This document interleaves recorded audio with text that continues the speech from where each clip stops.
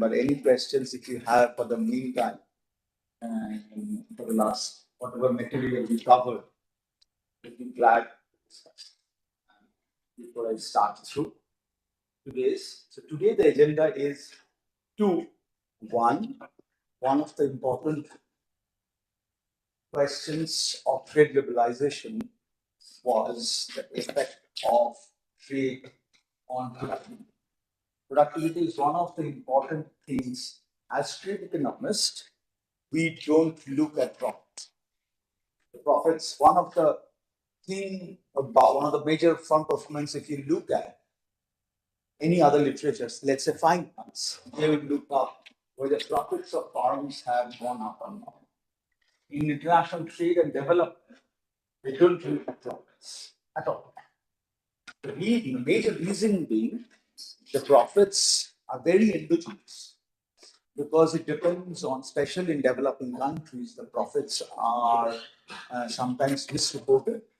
You will see that if a farm has a profit of 100 rupees last year, if the profits in this year is 90 rupees, they will say the farm is running in a 10% loss. They will not say we have done 90%. 90 Indian rupees of profit. So profits change because it's endogenous. It depends on a lot of tax regulations as well. As trade and development economies, they tend not to look at profits, which is one indicator of firm performance. Profits. Instead, we look at productivity, how firms are going to change or reorganize their production. What is productivity? Productivity, if we go back to the original definition, is very simple. The amount of output you produce given the amount of inputs. Now, what does trade do? Trade changes both of these. Right now, you have access to higher amount of inputs. You have access to foreign inputs. Now, as we are discussing yesterday, if there is competition, your output might get affected. We saw with the investments. The investments get affected. So your output might get affected. So there could be output and both inputs might get changed. So productivity might get changed in terms of the reorganization of the production, in terms of access to imported inputs, in terms of the competition in your domestic market. All of this can change with trade liberalization or trade, any kind of policy regulation that comes in or policy changes. It's not only we are talking about trade liberalization because this is one of major large policy changes that any country actually undertakes. There are other kinds of policy, industrial policy changes. For example, delicensing. Delicensing also would have an effect on productivity because it changes a lot of stuff, because it's changed the way industry organizes output. Before to open a plant, you need to go through several government departments to get an access to any kind of extra facility of production. So all of these got changed with different set of trade or industrial policies. Nowadays, if you look up the reports of World Bank and IMF, apart from trade, they have started looking a lot into industrial policy. How industrial policies have actually going to change farms, organization, industrial development, because trade liberalization per se, because we more or less, we know right now, we haven't found out any case of trade liberalization which kind of gives you a very equal picture. Trade liberalization by process is very unequal. It affects some farms some way, it affects some farms differently. So the focus right now about the governments of the policies agency was to think about industrial policies so that we do not have such unequal outcomes. If we have directed industrial policies so that the farms can grow, which, because if we think of the macro level, is actually the farms which actually contributes from the micro to the macro level. If the employment is driven by farms, it's everything is, if you employment, the labor market is driven by farms, they're going to its wages, your spending, everything is going to be accounted in the GDP. Because all these are driven by your employment. Who is giving your employment? The farms, the companies giving your employment. So all these are very important in a sense if you look at the macro level, because all these micro pictures keeps on adding at the macro level. The output, who produces the output? The output is produced by companies. It's not by any, but a nation produces the accumulated output. But the production of the output of the GDP is actually the sum of all the outputs produced by the small farms going at the macro level. So all these micro pictures are very important for our macro picture.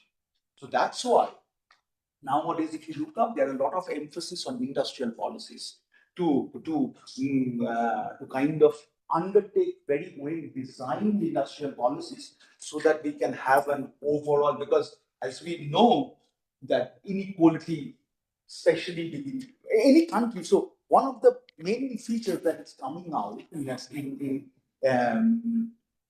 recently developmental picture is that across the world, if you see, the country inequalities are coming down. But within country inequality is going down. Within country inequality, why going down? Because some set of workers, some set of people are gaining more than the other. There is a paper in India, if you want to look up, that trade liberalization actually helps urban people, intergenerational urban people who invested more in education. That's very standard, that's a very strong result. You can imagine people only lived in, we were lucky, some of us are lucky. We lived in urban areas, our parents chose to live in urban areas, they invested in education, that's why we got lucky in terms of gaining the benefits of trade liberalization. It could be luck, pure luck, because by the time your parents might have shifted to these urban centers, not to think about the liberalization, for any other reason, they might have just shifted to the urban centers, start thinking that you should have a good education, and you have we have seen this actually in the people we study with, people who are our peers, all of us. For example, I give you an example. We had a senior from JEE, and he, by the time he was 3 years senior than me, when we started our masters, he was doing his job in American Express. And he was working out of Gurgaon, and he was to come to the campus sometime. The weekends and something. People, if around JEE, they come back to the campus to meet around. So that's about it. He get, shifted to Singapore. So when he recently shifted back to London, and he called me over because I knew that you have this JME affiliation always works in because you want to meet. So we were chatting, and then he was saying, "This is I will see. How do we benefited out of trade liberalization was." He passed out 3 years before, which is early 2001. And I was absorbed in the international department of the American Express, who handle international dealings and stuff. I was the third recruit in the international department in 2001. My wife Aarti was from this school. She was the second recruit. So why would, because we are lucky to get through these institutes by some way or the other, forget about your effort to get through this. You also have to be lucky in that day to solve those problems to get any kind of competitive exam. There's some kind of luck also kind of involved, because we're not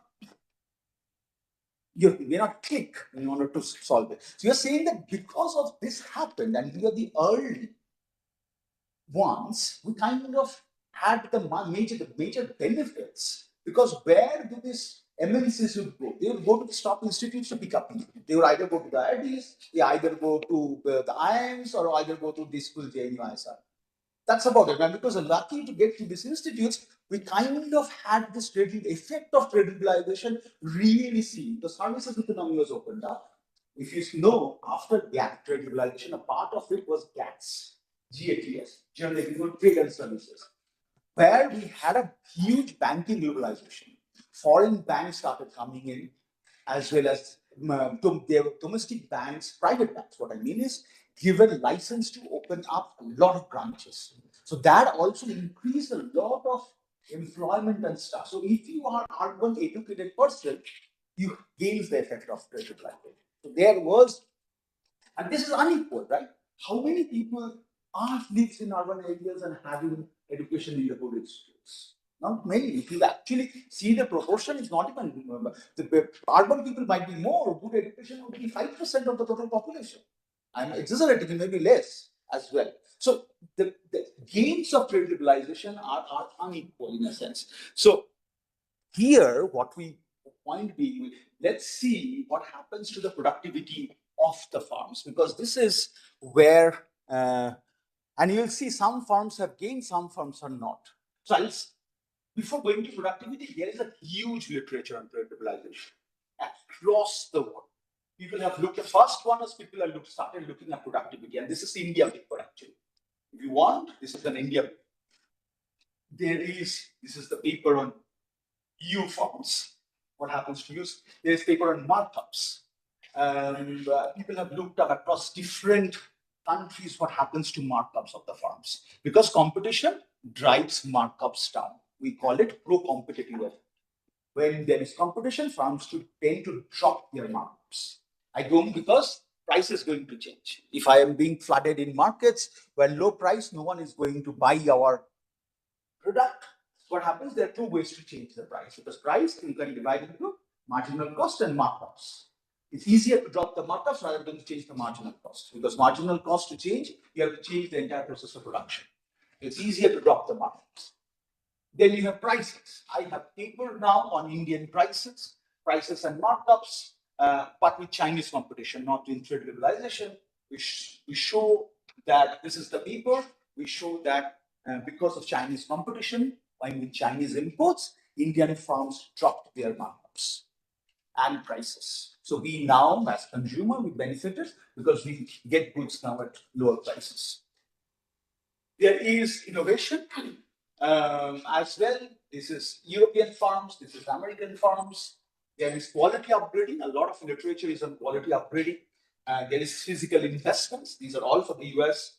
I look at the product portfolio, pretty much the same. This is for Canadian farms, this is for Indian farms. We look at when there is a high competition, farms tend to drop their least profitable products. They tend to focus more on their core competencies. This is very standard. No one has found otherwise. This is absolutely standard. Any country you pick up, I should have updated this. This is not published. There is employment, which is a big thing about which we will going to look at a bit today. I have a paper. This is with US. This actually changed a lot of things in the US, because this is hugely. We'll see this paper. This is a very cited and very influential paper. And we had recently a paper. This is now published last year, towards the end of December, in World Bank Economic Review, that we show that what happens with the Chinese competition is that informal sector got affected. Because informal sector got affected, there's employment loss, there is factories closed down. What happens was, these workers, where did these workers go? We suddenly see, because at the exact same point in time, that the employment of the contract workers in the farms have gone up. So we cannot exactly say these are, because we do not track workers, we do not have any data in India, we can track workers, but suddenly these contract workers going up and the informal sector going down, so kind of suggests that there could be a reallocation of workers from this going down in the informal sector to the formal sector through the contract worker channel.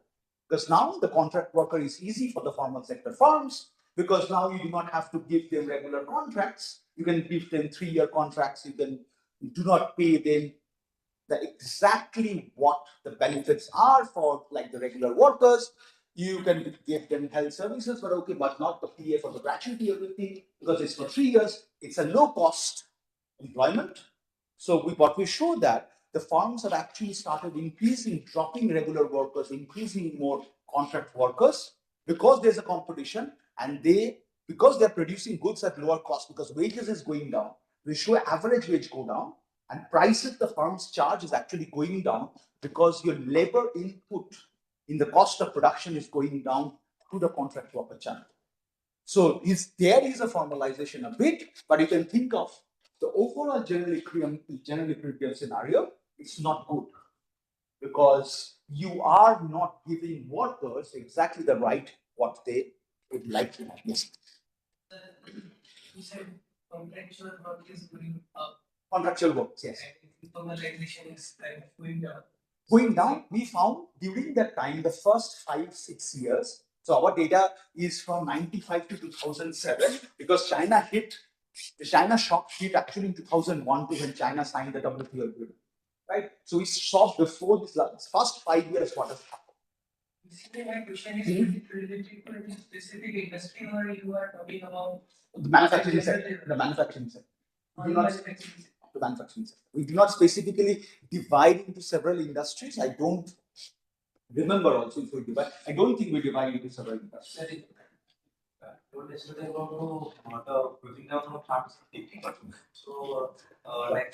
Informal sector, no. It's a formal sector firms closing down. Informal sector, there is no registry, right? Because if you go to the Ministry of Corporate Affairs registry data, you get the registry data for the formal sector, not the informal sector. You know, just close down and get your books in the bag and you just go, that's it. Sir, basically what this paper says about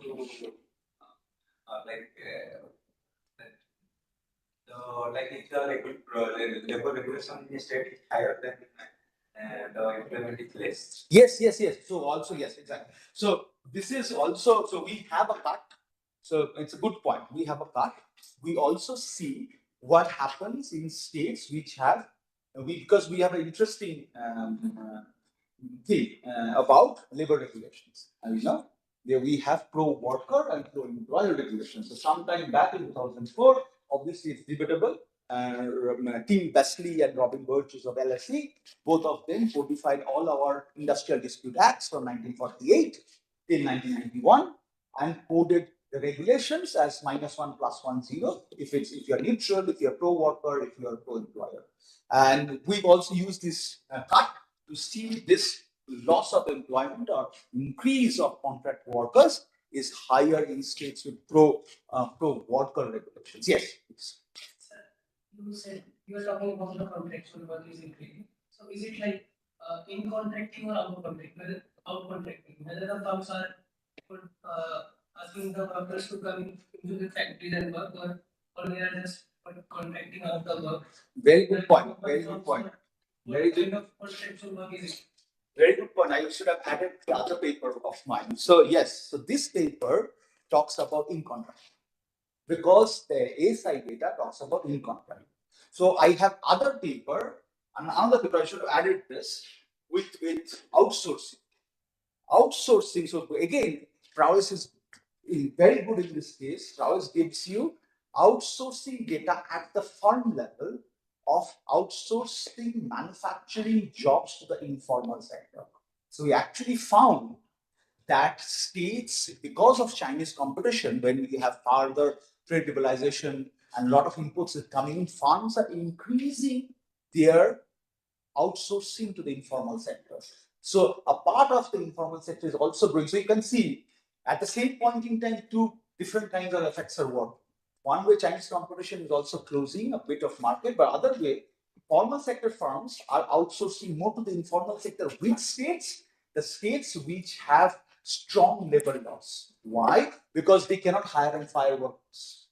That's why the states which have pro-employer laws, in those states, they're actually outsourcing, pro-worker laws, in those states, they are outsourcing more to the informal sector. Because now they want to produce goods at cheaper cost. So we also show the price of the firms which are outsourcing, those firms' prices markups all go down. Because they are now, again, the main point being is when there is foreign competition, you want to produce goods at cheaper price. And the farms will find out ways, because you have to survive in the market, right? You find out ways, different ways to minimize their cost. One way was the contract workers we showed, one way was outsourcing to the informal sector. Sir, is it not contradictory to the results of this paper? At one point, you are saying that the formal work is going up due to contractual work, but at the same time, you have out contracting and informal work is also increasing. In a partial equilibrium framework, yes. In a general equilibrium framework, no. Because general equilibrium framework, simultaneously many things are going on. You don't see general equilibrium framework. In a partial equilibrium, yes, absolutely. You are contradicting my results. But if you think about the whole world, this is some firms are doing it, some firms are closing down. So in a general equilibrium, both are happening. Yes, now you can see what is the overall welfare implications. You have to write a different paper for sure, because there are two contradicting things are going at the same point in time. But what we show when that paper was outsourcing us is the big informal firms that are involved, not the small informal firms. The effect is very much into the big informal firms, right? So this is more or less, this is no way exhaustive. You will find a lot of other outcomes. This is the most I could put together more or less. So let me go with the trade and productivity quickly. So there is a lot, as you've seen, many papers have documented a strong export premium. Exporters in France, everywhere, are larger, more productive, more capital intensive, more skill intensive, very strong evidence in favor of self-selection. So the question comes, what is the impact of these changes in trade cost on productivity? Yes. Sure, but in terms of investment, how much big and informal programs, How much? big, Hmm. large, and informal firms? So I think the cutoff is 5 in plant and machinery. For formal sector, no? That's formal sector, right? Now, informal sector, sorry, the cutoff is the employment. If you do not have, so if you have, so how I mean, in India, how do we classify is that with the employment, if you up to 10 and 20, depends on the power and electricity. So if you have power and electricity, then it's 10 workers. If you don't have power and electricity in the plant, then you have 20 formal connection of power and electricity, then you have up to 20 workers. That's the employment definition of the informal sector in India. More or less, this is standard. If you look up Cambodia, Vietnam, Brazil, we have seen this is pretty standard across the developing countries in terms of the defining of the informal sector in terms of the employment. There are other definitions as well. It is not defined in terms of investment in terms of.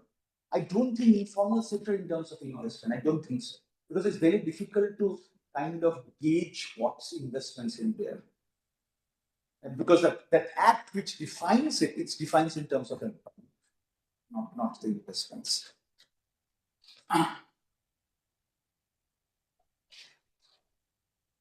So general question again, changes in productivity.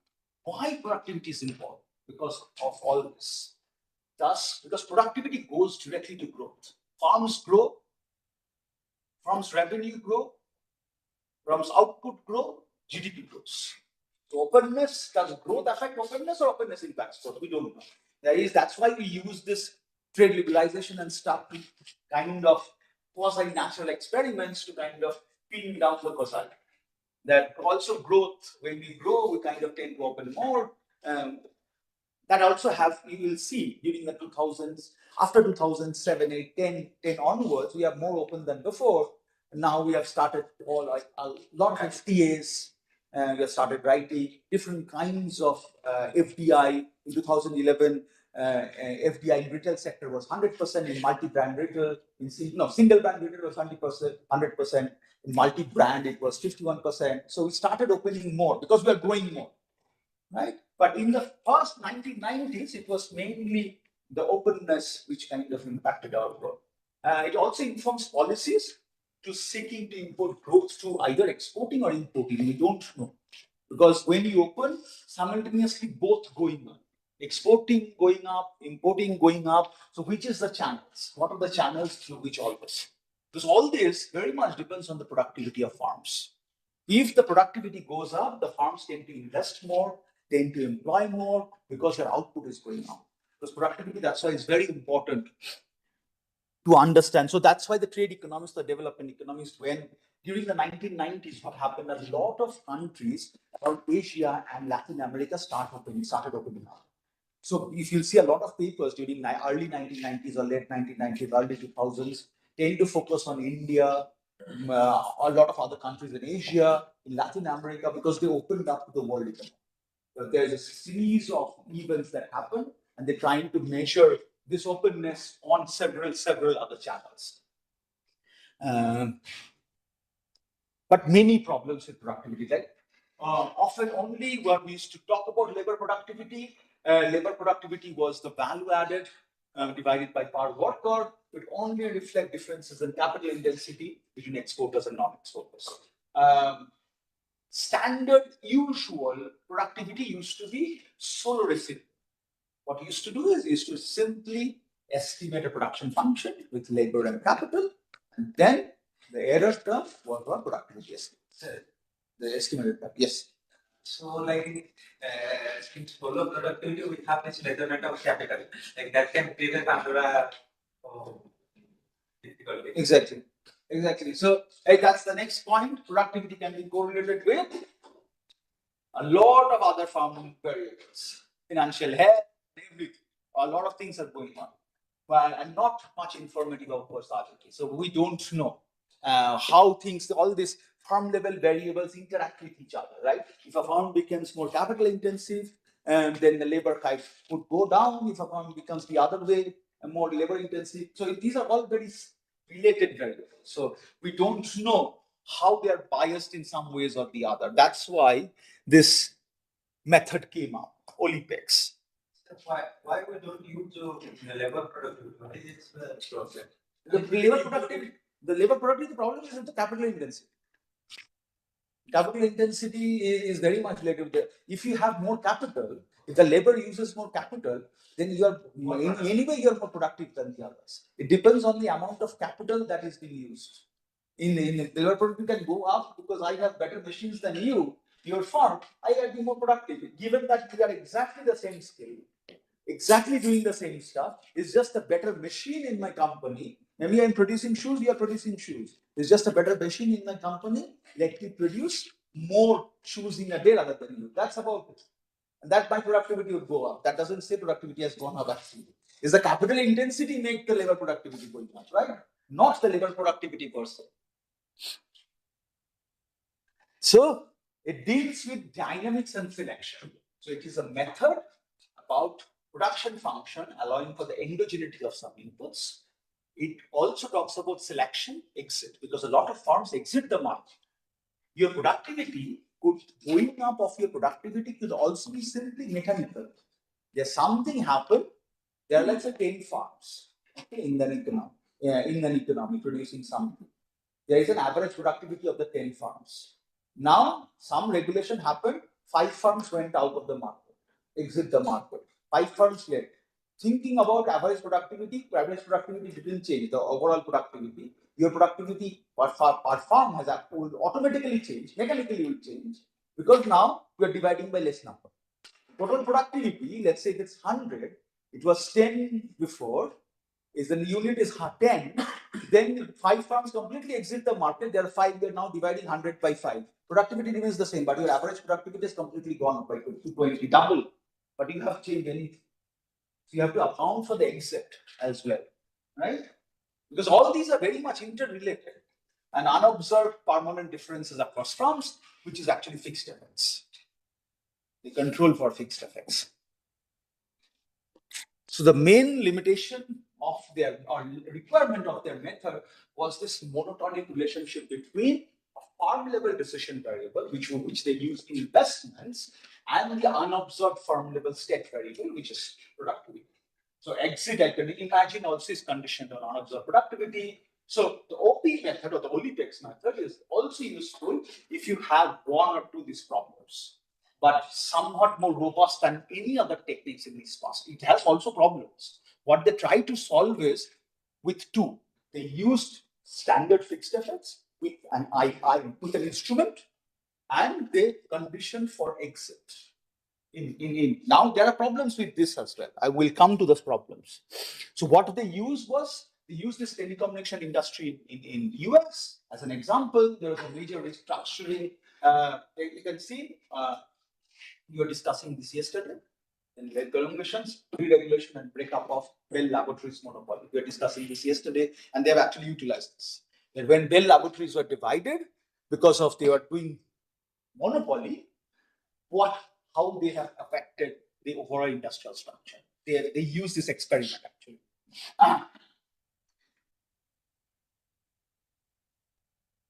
So what was the effect of relocation on productivity? The initial conditions, heterogeneity among the plant, we know serial correlation with productivity within the plant. T plus period productivity depends on T periods productivity. So there would be serial contribution. There's lots of entry and exit that happened because of this regulation. There's a lot of firms exited the market, productivity increased, and what they did was they break down the productivity increase into average productivity level due to reallocation of labor and to reallocation of assets to more productive firms. What that means is a lot of workers who used to work in the farms, which went kaput, went to work in the farms, which started still continuing. It's exactly the same. The assets, now let's say I'm seeing small firms going out of the market as a big firm, I start and go and buy their assets. You have seen this in India. This is pretty much common. That means there's a significant reallocation of resources within the same industry from small firms to big firms. So what they did was, I'll not go into complete detail, they derived a theoretical model from firm level computation where firms have idiosyncratic efficiency, face the same market structure and factor prices, profits are dependent on capital, efficiency, factor prices, and other firms. And the efficiency is mostly all the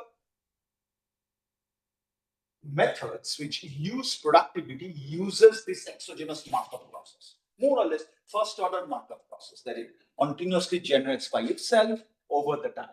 So they use this markup process. Simple fixed effects they use is a special case. And I'm operating any other state variable which is considered by Olley-Pakes here, like form age, because these are also state variables which very much affect the efficiency, because newer farms tend to efficiently more because they are very energetic to produce more, older farms not. So forget about this. We'll try to understand the intuition. So what is the sequence of moves? What actually Olley-Pakes does? Compare continuation to liquidation value, because if you're liquidated, if it's exit, if it's too low, if your liquidation is too low, then you exit the market, right? If the farm continues in operation, then you choose labor and investment given your current efficiency. Your investment choice basically decides the capital of the next year. This is pretty much standard how the farm operates, right? And exit, the farm decision is exit if the efficiency falls below a certain level. If you can't operate, it's exactly the same. Efficiency means, let's say you're producing below the highest marginal cost in the market. That's your efficiency. So you cannot fall or exit out of the market. If you know exit, then you start investing. Your investments depends on your efficiency and capital. And note that this variations in market structure and factor prices over time are subsumed in the T subscript. I'm not using the dynamic problem. I'm just showing you a static problem. So problem, how to estimate the parameters of production function consistently when you have simultaneity between output and variable inputs, because output or variable inputs like capital, labor, everything is correlated, right? Your unobserved heterogeneity in the productivity, because these are correlated. Productivity is also correlated. And exit of inefficient or low productive firms that leads to sample selection bias. As we give an example, right? It's a simple sample selection. If I am only estimating productivity of the big firms, I am having high productivity. The sample selection would give you inefficient estimates. So what they did was they used the endogeneity of the inputs using investments as the idea.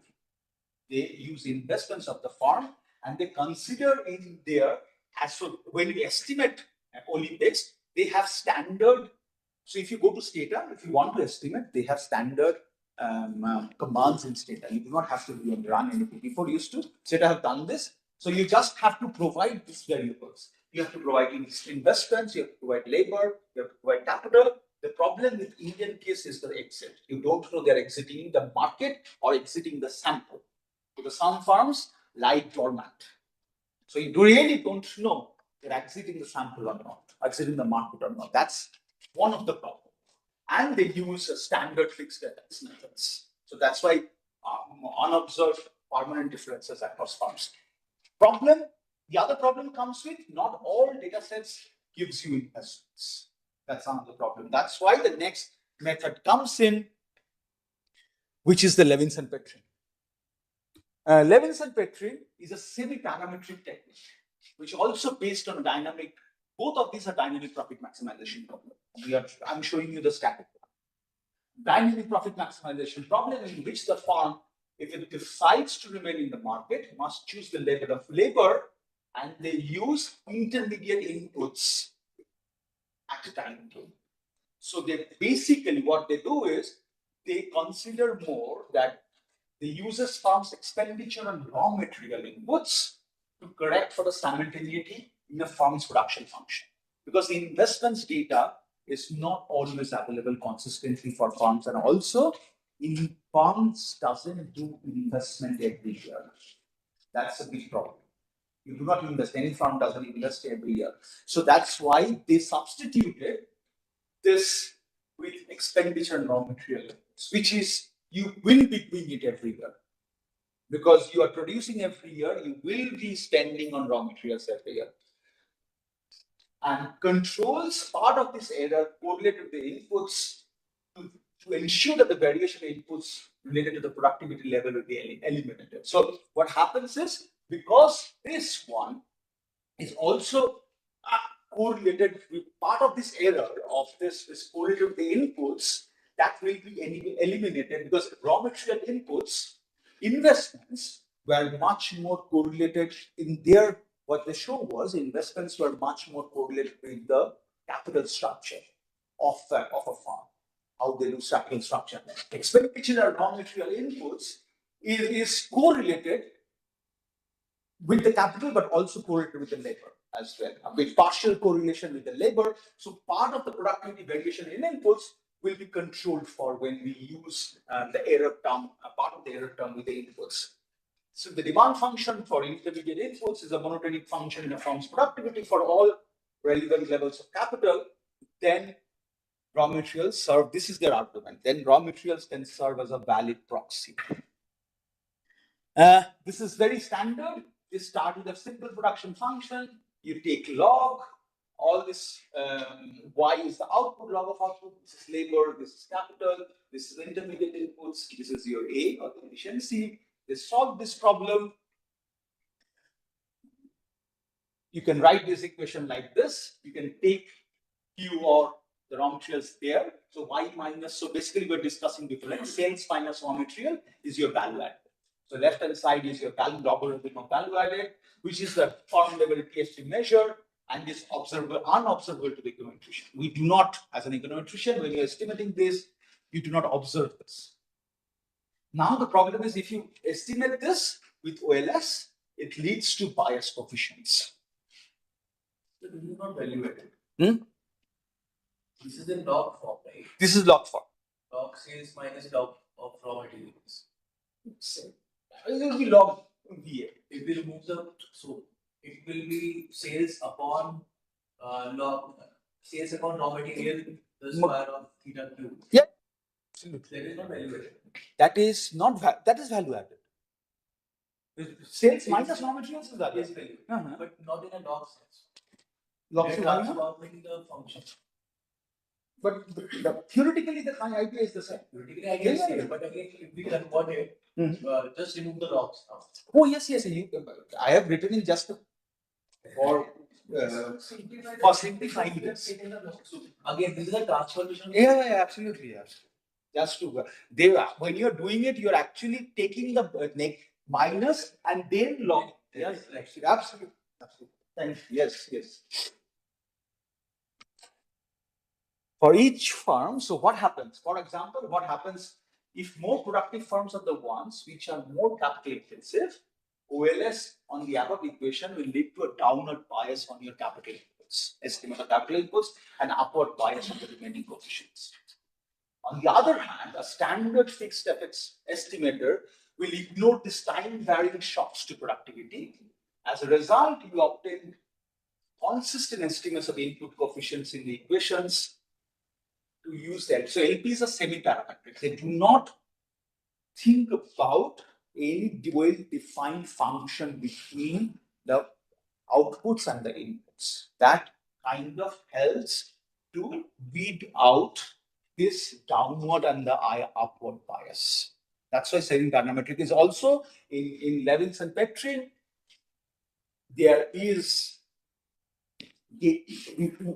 we will do today Levinshon-Petrin.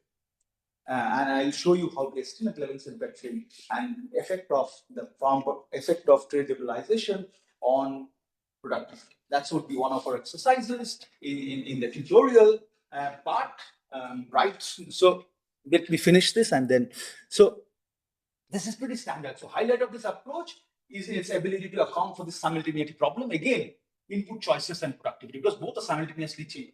So intermediate output function can be written as this capital, a function of capital and efficiency. If we do the inverse demand function, the efficiency is now a function of capital and your intermediate inputs.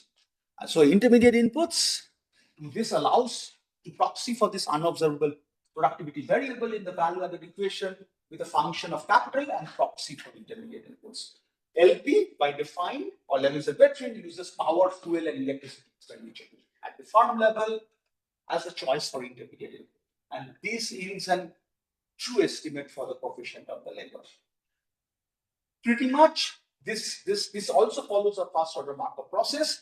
This Levinshon-Petrin you will see applied for India most of the cases, because we have consistent data on power, fuel, and water expenses. So we can use this method actually to estimate the productivity. And for Indian case, a lot of countries forms case. So essentially, this is what they estimate. TFP is value added minus labor minus capital. But now I will also show you this has also been updated with another sort of function variability. If you want to look up Dan Ackerberg in Econometrica 2015 as a paper on Ackerberg estimates, they have updated it. I will also show you this today, how to estimate Ackerberg. This is more or less Ackerberg, but Ackerberg works more with the employment rather than the wages. The only problem is, if we will be using Prowess data today, the only problem with the Prowess, you do not have the employment. You have to use the wages instead of employment. If you use with the A side, it works better because the A side it has employment. So employment it works better. We will both today will do Levinshon-Petrin as well as Ackerberg.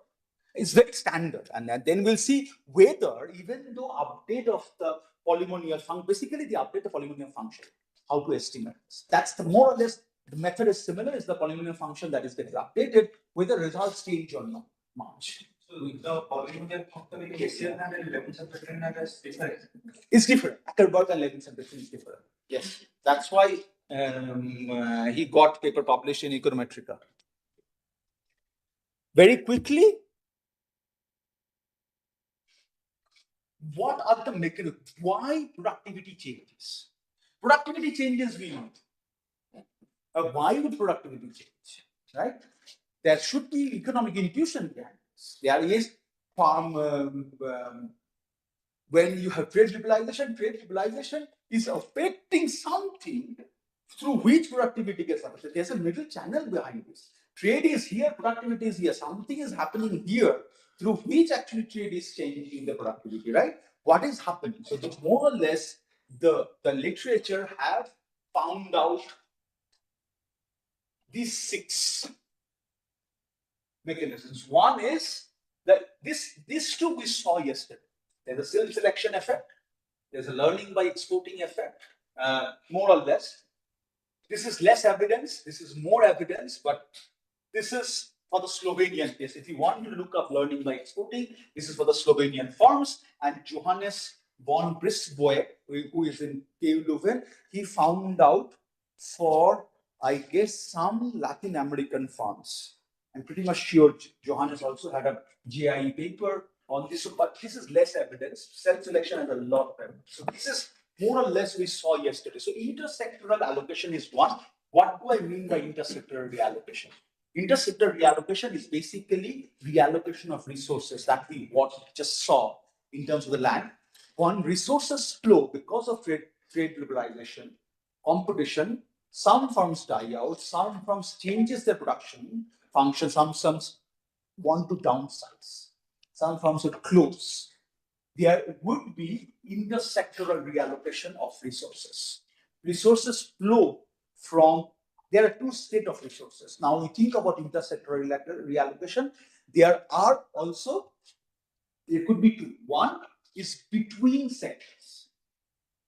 But from one sector is shrinking because the intensity of the competition in that sector is very high.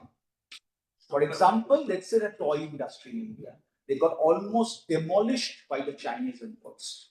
You'll not find toy producers in India, child's toy. They're completely demolished by the Chinese producers. So that sector might be shrinking because it's not profitable to produce. Why should I produce? Because the market is flooded with low price. I cannot compete in that price. So the sector is shrinking. Resources from that sector, let's say land or whatever, labor, capital when we think about finance.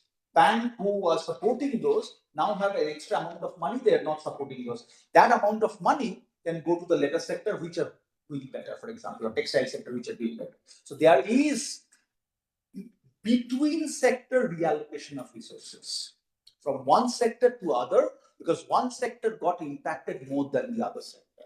The other set of reallocation is within sector. So there is an intra-sector reallocation. Inter-sector reallocation is an intra-sector reallocation. Intra-sector means if there is a lot of competition in one sector, the small firms or inefficient firms will die out within the same sector. The churning is always happening across every sector. From those firms, if the resources flow to the other set of firms who are surviving and continuing in the market, that is called within sector or intra-sector reallocation. So one is between sector, one is within sector.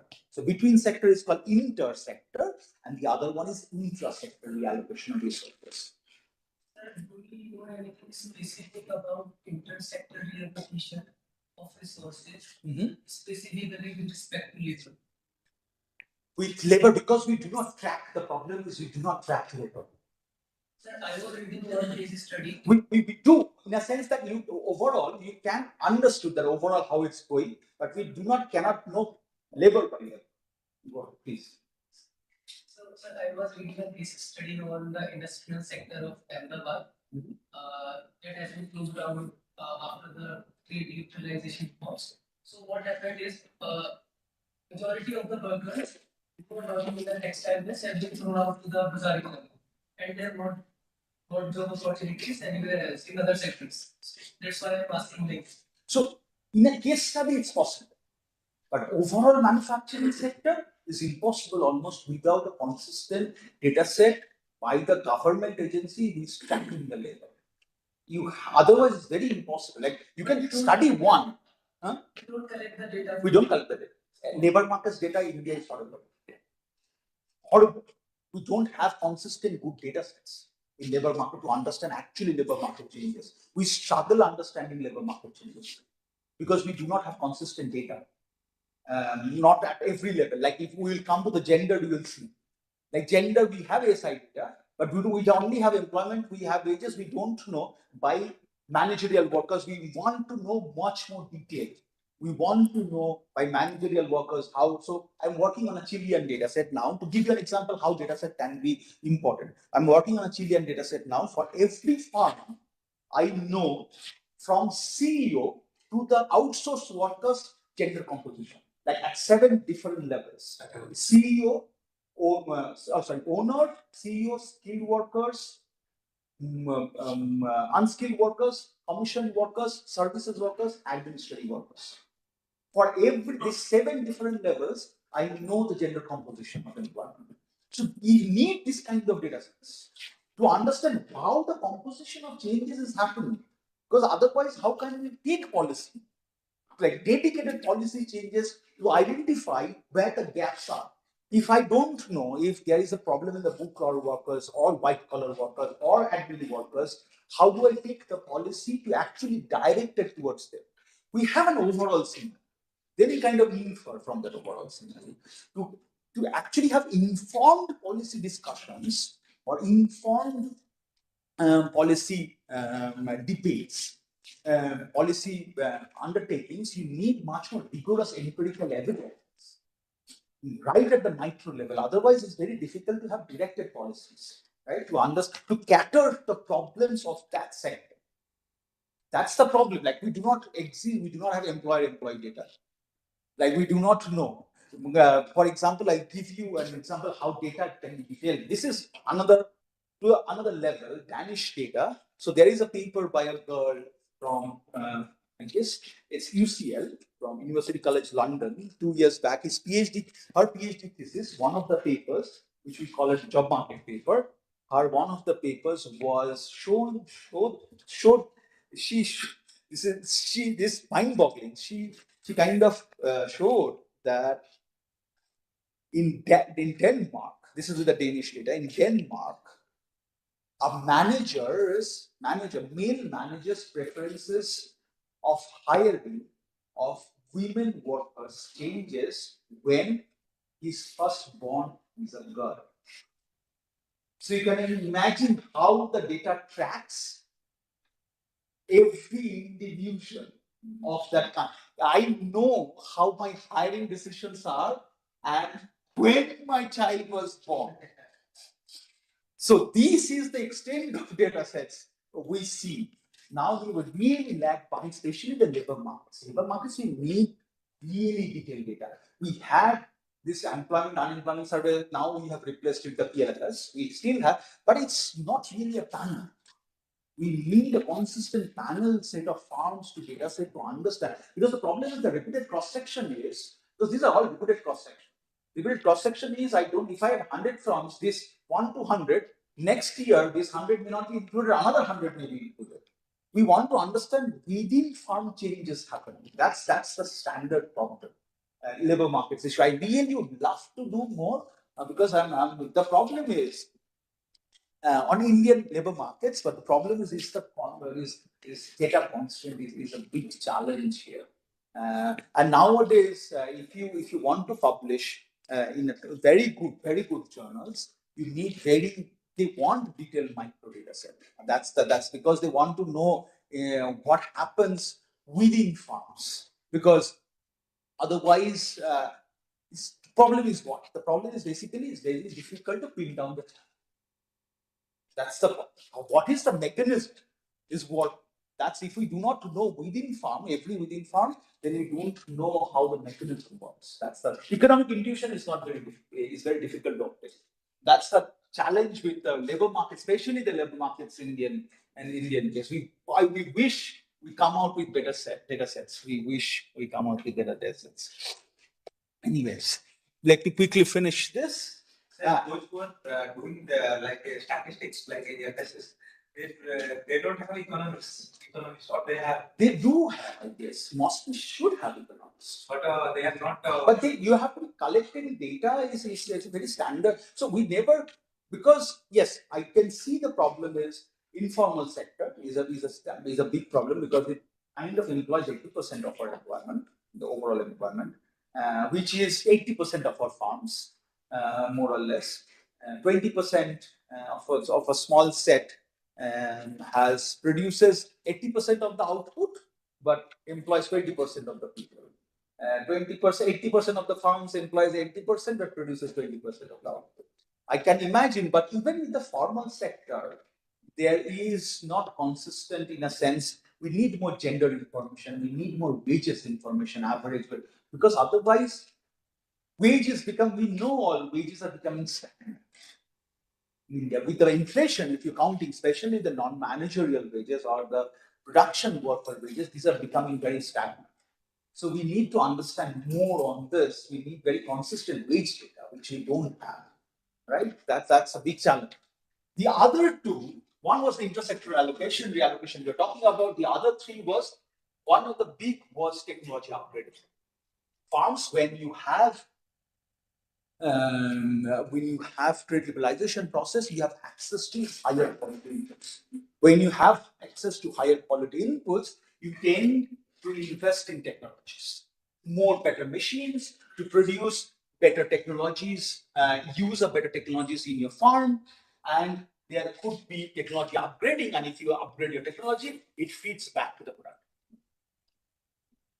Within farm product mix adjustment, when you have what happens is when you have trade liberalization, we are discussing, or any kind of competition, farms tend to drop their least profitable products. They focus on core competencies. What happens when you focus on core competencies? Automatically your productivity will go up. Because now you are using your resources very efficiently to do the thing that you can do the best. Your productivity will go up. And you are not focusing on things that you can't do best. You just get rid of them. So things, let's say what I mean by core and peripheral products is product gives you most of your sales. If you focus on that or core competency, your productivity tends to go up because you reallocate your resources towards your core competencies more rather than producing which you don't do better. The other one is import of intermediate inputs. Import of intermediate inputs tend to have a significant link on productivity. They have found in Indonesian case, they have tend to found in Indian case, not Indian, that import of intermediate inputs actually has an effect on productivity. So all of these channels which can explain why trade affects productivity. This is the middle mechanism. This is the economic intuitions why trade can affect mechanisms. There is resources. When there is competition, you can self-select. When there is competition in the market or import of intermediate inputs, you can learn by exporting. When there is more, like if a country writes a FTA, and then you start participating in FTA, then you learn from the FTA, start by exporting, and productivity goes up. Then you upgrade your technology, you start producing new varieties, or you update your process of production process. Your productivity goes up. You change your product mix, your productivity kind of goes up. You can use better intermediate inputs to produce, and your productivity can go up. So these are the most of the channels that one kind of literature has, as of now, literature has found out and focused on as the adjustment mechanisms to production.